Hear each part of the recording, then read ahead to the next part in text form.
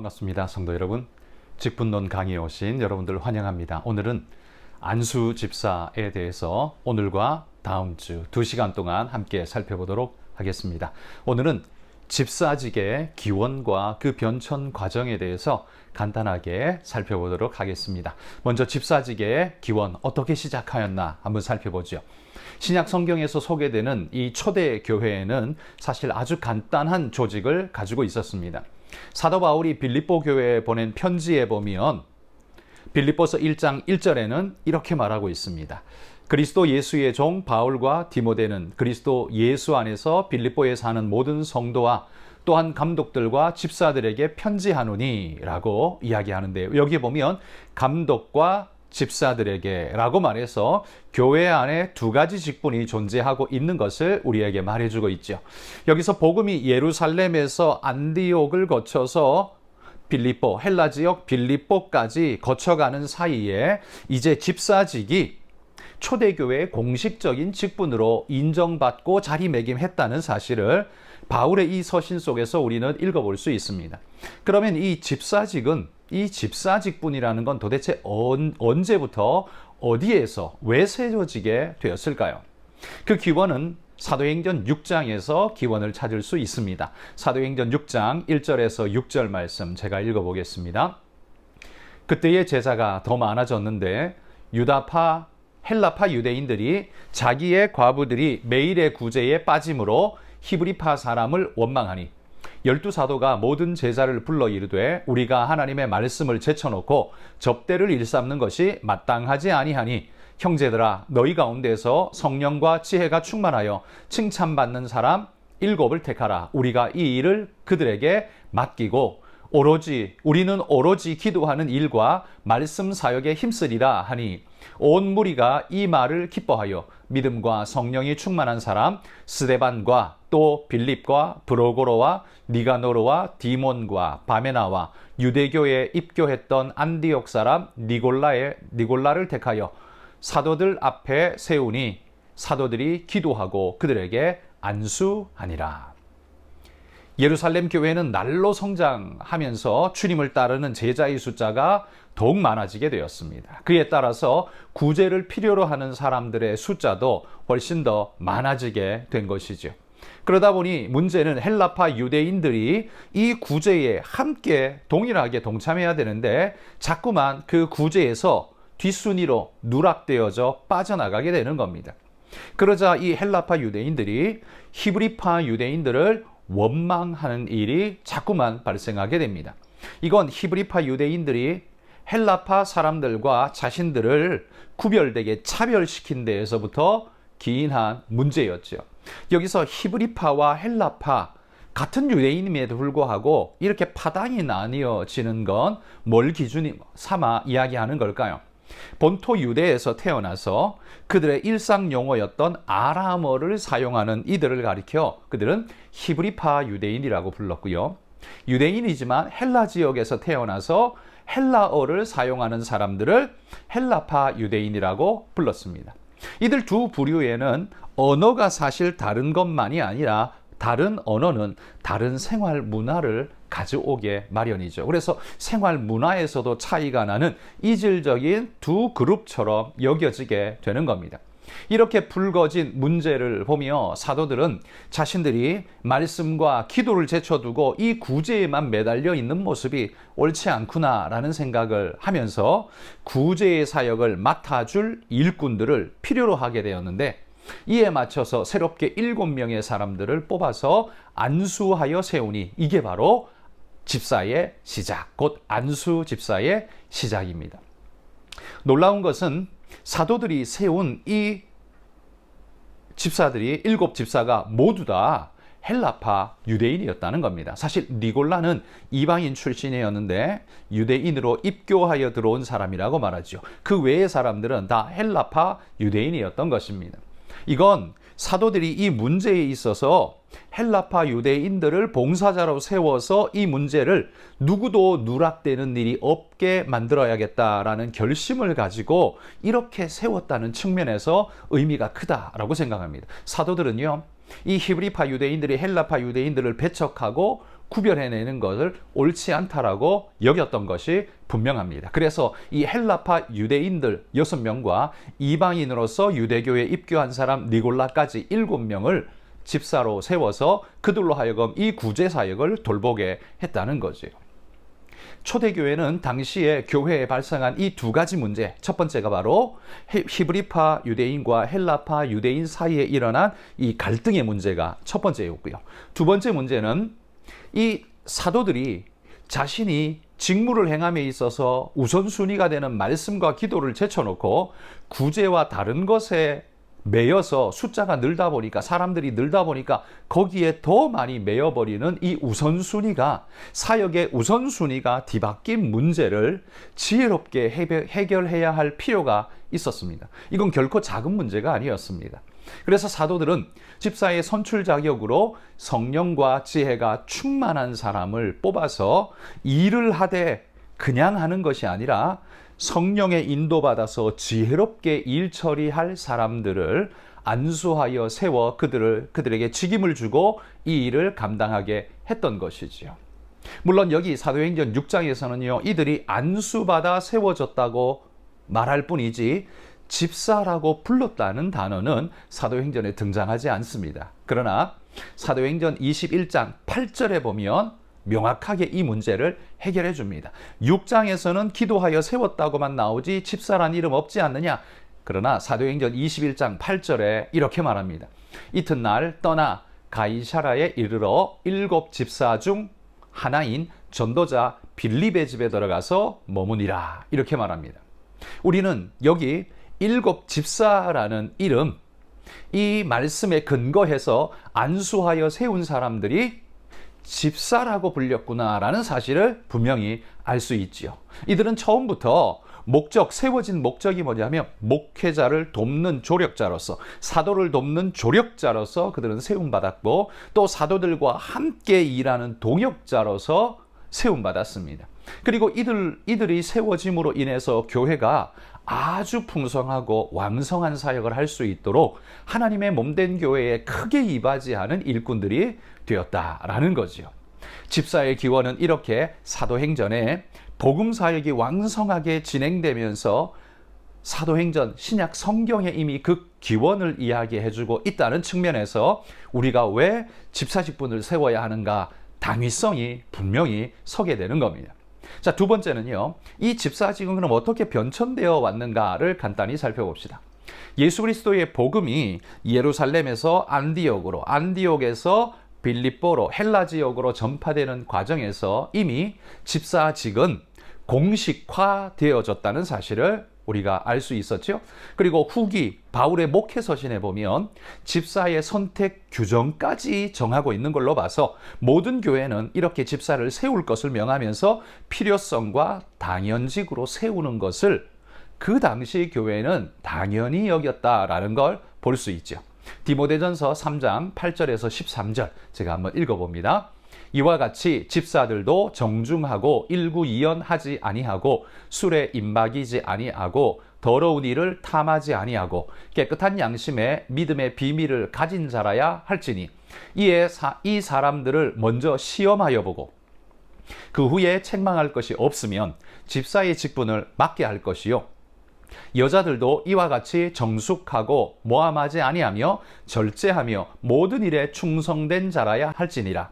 집사들은 한 아내의 남편이 되어 자녀와 자기 집을 다스리는 자일지니 집사의 직분을 잘한 자들은 아름다운 지위와 그리스도 예수 안에 있는 믿음의 큰 담력을 얻느니라, 이렇게 말하고 있습니다.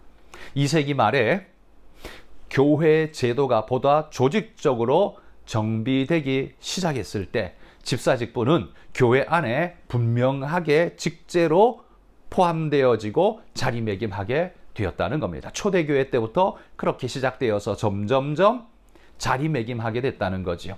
그래서 집사 직분은 처음에는 평신도 봉사자의 위치에서 성직 제도의 말단 지위로 점점 올라가게 됩니다. 평신도가 아니라 이제는 성직자의 반열로 자리매김을 하게 되어져 갔다는 거죠. 4세기 말에 와서는 집사는 공식적인 성직이 되어버립니다. 다른 성직자와 같이 집사도 결혼을 금했고요. 성직의 지위를 표시하는 특별한 옷을 입었습니다. 누가 봐도 구별이 되게 말이죠. 집사가 설교를 하기도 했고요. 요리 문답을 교육하거나 가난한 자에게 식량을 배분하는 일 등을 맡아서 교회 사역을 두루 할 수 있도록 성직의 하나로 세움받게 되었다는 거죠. 이 일은 4세기로부터 종교개혁이 일어난 그때까지 16세기까지 지속적으로 이 사역이 확장되어져 갔습니다.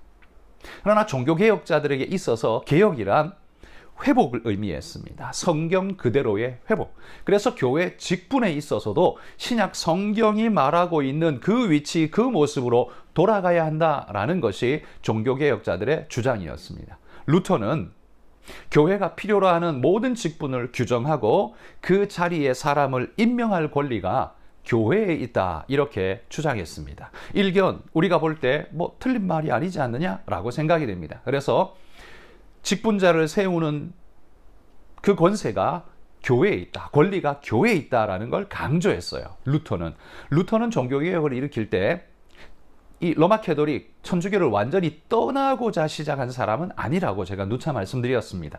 그들이 잘못하고 있기 때문에 잘못된 것만 바로잡으면 되지 뭐 굳이 떠날 필요는 없다, 이렇게 처음에는 생각을 했습니다. 그러나 점차 이것이 불가능하구나라는 걸 깨닫고 그는 완전히 그곳에서 떠나오게 되고 새로운 개혁의 운동들을 일으키게 되죠. 그러다 보니까 루터의 처음 생각은 천주교적인 이런 직제상에 있어서 천주교 것을 그대로 받아들이는, 로마 캐토릭의 형태를 그대로 받아들이는 형태를 많이 띠고 있습니다. 그래서 교회의 권리가 있다는 사실을 아주 강조하죠. 그런데 칼빈은 이와는 조금 다르게 우리가 종교개혁을 일으키고 하나님의 말씀으로 돌아간다라고 할 때 직제마저도 하나님이 말씀하신 직분으로 돌아가는 것이 옳다라고 믿은 거죠. 하나님의 계시 말씀이 우리의 직분 제정에도 기준이 되어야 한다라고 생각했다는 겁니다. 그래서 이러한 가르침이 루터에게도 전달되고 루터도 들어보니까 그래, 그 말이 맞는 것 같다라고 칼빈의 견해를 지지해 주게 됩니다.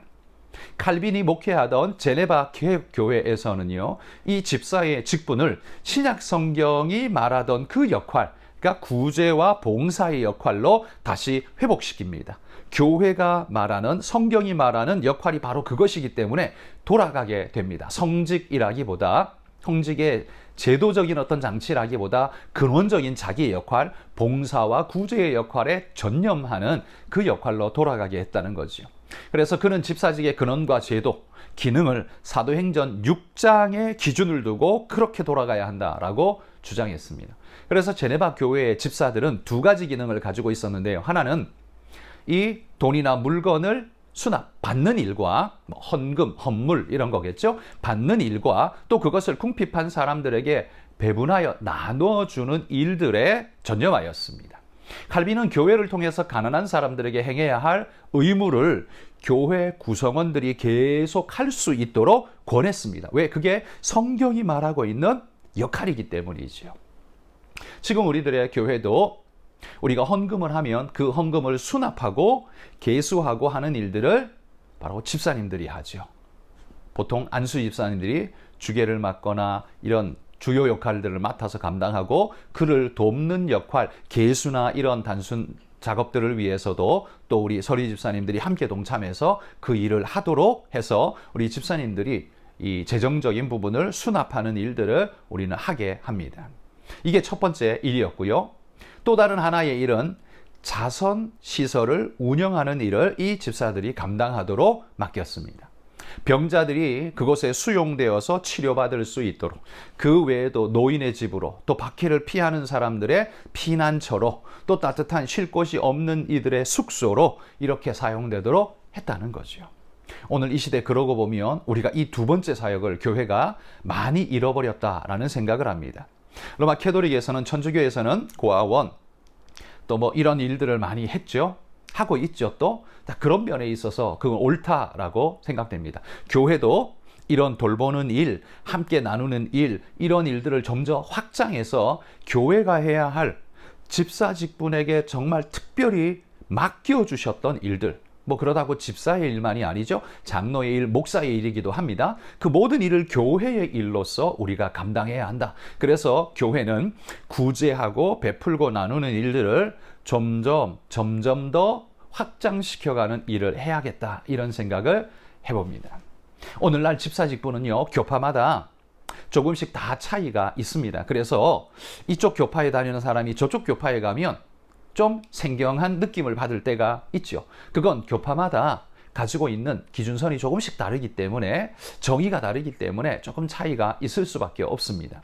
그러나 개신교 대부분의 교파에서요, 집사직이 장로직과 권사직과 더불어 교회의 중심적인 사역, 안수집사의 역할을 한다라는 것 변함이 없습니다. 우리 장로교회에서도요, 장로님과 더불어 우리 안수집사님 그리고 권사님들이 함께 중직이라는 이름으로 아주 무거운 직분을 받은 자들이다. 그렇게 우리가 부르면서 하나님의 이 중한 직분을 받아서 하나님께 전념하고 최선을 다하라라는 권면을 하면서 우리는 그들을 뽑고 세우지 않습니까? 여러분, 이런 일꾼들을 세워지게 되면 감사 감격하며 또 세워지게 되면 충성으로 보답하며 하나님 앞에 잘 감당하는 우리 모두가 되었으면 좋겠습니다. 집사의 직분은요, 어쩌다가 필요에 의해서 그냥 생겨난 게 아니라 성경적 기원을 가지고 있는 직분이다라는 사실을 기억하고, 오고 오는 세대 속에서 교회가 존재하는 한 이 집사의 직분도 존재한다는 것 기억하면서, 그래서 항존직입니다. 안수집사는 항존직이고요. 이 집사를 돕기 위해 세워놓은 집사의 직분을 서리집사라고 하죠. 1년직 서리집사입니다. 그래서 지난번에도 말씀드렸지만 서리집사는 매년 재임명하지 않으면 그 직분은 없어지는 겁니다. 한 번 서리집사는 영원한 서리집사가 아닙니다. 매년 연말에 내년에도 이분들은 서리집사로 우리 교회에 수고해 주시겠습니다라고 임명하면서 그 직임을 주면 그게 직분이 되는 거죠. 그래서 서리집사는 말 그대로 서리라는 이름을 달고 있습니다. 가지고 안수집사를 보조하고 함께 협력해요. 봉사와 구제의 일들을 감당하는 역할로서 주어져 있고, 또 그 서리집사님들이 훈련의 기간입니다. 아까도 우리가 방금도 살펴본 것처럼 집사로 세우기 전에 시험하여 보고, 이렇게 성경이 분명히 말하거든요. 시험하는 시간이 언제겠습니까? 그게 바로 서리집사의 시간입니다. 그 시간 동안 훈련하고 또 봉사하고 충성하고 하는 모습을 가만히 지켜보면서 이분이야말로 안수집사님으로 적격한 분입니다. 권사님으로 적격한 분입니다. 라고 하면 추천받아서 후보가 되고 선거를 통해 뽑힐 수 있는 그런 단계를 우리가 밟아가죠. 그런 의미가 있다는 것 기억하면서 여러분, 오늘 시간 강의는 여기서 마치고 다음 시간에 안수집사 두 번째 시간, 헌법에 규정된 안수집사의 자격 그리고 임직과 사임에 대해서 행정적인 부분들을 조금 살펴보고 안수집사는 2시간으로 마무리하도록 하겠습니다. 감사합니다. 오늘도 수고 많으셨습니다. 다음 시간 뵙겠습니다.